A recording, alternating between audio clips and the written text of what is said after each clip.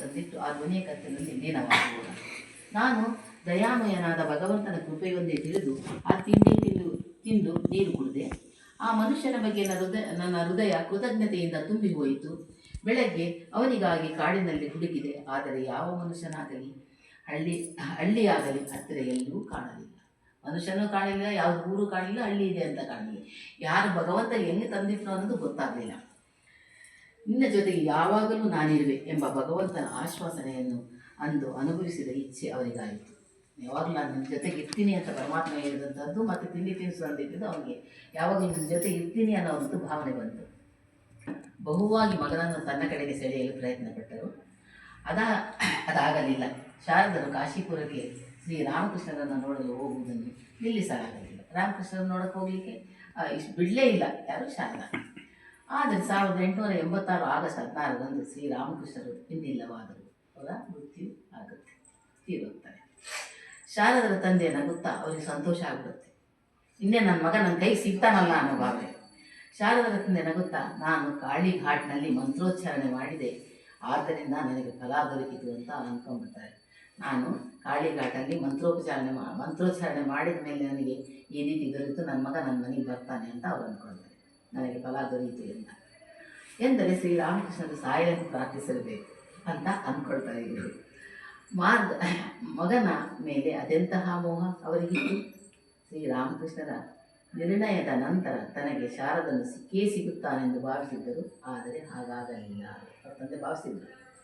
1887 ಜನವರಿಯಲ್ಲಿ ಶಾರದಾ ಮತ್ತಿತರ ಶಿಷ್ಯರುಗಳು ಶ್ರೀರಾಮಕೃಷ್ಣನ ಭಾವಚಿತ್ರದ ಮುಂದೆ ವಿರಜಾ ಹೋಮವನ್ನು ಮಾಡಿ ವಿಧಿವತ್ತಾಗಿ ಸನ್ಯಾಸ ದೀಕ್ಷೆಯನ್ನು ಕೈಗೊಂಡರು. ಶ್ರೀಮಾತೆಯಿಂದ ವಿವೇಕಾನಂದರು ಶಾರದನಿಗೆ ಸ್ವಾಮಿ ತ್ರಿಗುಣಾತೀತಾನಂದ ಎಂದು ಹೆಸರು ಕೊಟ್ಟರು. ಅವಾಗ ರಾಮಕೃಷ್ಣರಿಗಿಲ್ಲ, ಸ್ವಾಮಿ ವಿವೇಕಾನಂದರವರಿಗೆ ತ್ರಿಗುಣಾತೀತ ಮೊದಲನೇ ಹೆಸರು ಶಾರದಾ ಪ್ರಸನ್ನ, ನಂತರ ತ್ರಿಗುಣಾತೀತರೆಂದು ಹೆಸರನ್ನು ಕೊಟ್ಟರು ಹೆಸರನ್ನು ಕೊಟ್ಟು ಅನಂತರ ಅವರಿಗೆ ಅಲ್ಲಿಂದ ಮುಂದೆ ಶ್ರೀಮಾತೆಯವರ ಸೇವೆ ಮಾಡಿ 2 ಜುಲೈ 4ರಂದು ವಿವೇಕಾನಂದರು ಮಹಾಸಮಾಧಿಯಾದಂತೆ ಮತ್ತೆ ವಿವೇಕಾನಂದರು ಅವರು ಸಮಾಧಿ ಆಗ್ತಾರೆ. ನಂತರ ತ್ರಿಗುಣಾತೀತ ಪ್ರಯಾಣ ಹೊರದೇಶಗಳಿಗೆ ವೇದಾಂತ ಪ್ರಚಾರ ಮಾಡಲು ಹೊರಟರು. ಎಲ್ಲ ದೇಶಗಳಲ್ಲಿ ವೇದಾಂತ ಸೊಸೈಟಿಗಳನ್ನು ಪ್ರಾರಂಭಿಸಿದರು. ಅಷ್ಟೇ ಅಲ್ಲ, ತ್ರಿಗುಣಾತೀತರು ಕಟ್ಟುನಿಟ್ಟಾದ ಕಾರ್ಯಕ್ರಮಗಳನ್ನು ರೂಪಿಸಿಕೊಂಡರು. ಬೆಳಗ್ಗೆ 3:30ರಿಂದ ಎದ್ದರೆ ರಾತ್ರಿ 10 ಗಂಟೆವರೆಗೂ ಕೆಲಸದಲ್ಲಿ ತೊಡಗಿರುತ್ತಿದ್ದರು. ವಿದ್ಯಾರ್ಥಿಗಳಿಗೆ ವೇದಘೋಷ, ಧ್ಯಾನ, ಶಾಸ್ತ್ರ ಅಧ್ಯಯನ, ಕಟ್ಟಿಗೆ ಒಡೆಯುವುದು, ನೀರು ತರುವುದು, ಅಡುಗೆ ಮತ್ತು ಗುಡಿಸುವ, ಒರೆಸುವುದು ಮತ್ತಿತರ ಎಲ್ಲ ಕೆಲಸಗಳನ್ನು ಮಾಡ್ತಾಯಿದ್ರು. ಶಿಷ್ಯರನ್ನು ಮಾಡಿಸ್ತಾ ಇದ್ದರು. ಅವರು ಮಾಡ್ತಾಯಿದ್ರು. ತಮ್ಮ ವಿದ್ಯಾರ್ಥಿಯರ ಪಾಲಿಗೆ ಅವರು ಪ್ರೀತಿಯ ತಾಯಿಯೂ ಆಗಿದ್ದರು.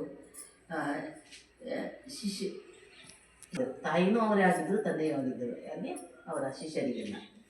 ಜೀವನದ ಕೊನೆಯ 5 ವರ್ಷಗಳ ತ್ರಿಗುಣಾತೀತರು ಸಂಧಿವಾತ ಹಾಗೂ ಬ್ರೈಟ್ ಎಂಬ ಕಾಯಿಲೆಯಿಂದ ನರಳಿದರು. ದೇವರು ಯಾರಿಗೂ ತಪ್ಪಿಸಿದ್ದಾರೆ. ಎಲ್ಲ ಶಿಷ್ಯರಿಗೂ ಕೊನೆಗಾಲದಲ್ಲಿ ಎಷ್ಟು ದೇವರು ಅಂತ ನಂಬಿರ್ತಾರೆ ಅಂತೂ ಅದಿದ್ದು ಇರುತ್ತಲ್ಲ.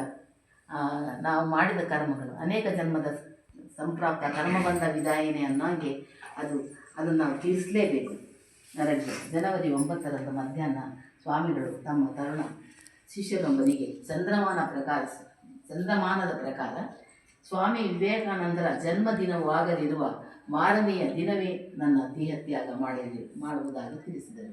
ಅವತ್ತು ಇಂದಿನ ದಿನ ವಿವೇಕಾನಂದರ ಜಯಂತಿ ಇರುತ್ತೆ, ಅದಾದ ಮಾರನೇ ದಿನವೇ ನನ್ನ ಪ್ರಾಣ ಹೋಗುತ್ತೆ ಅಂತ ಎಲ್ಲ ಶಿಷ್ಯರಿಗೆ ತಿಳಿಸಿದರು.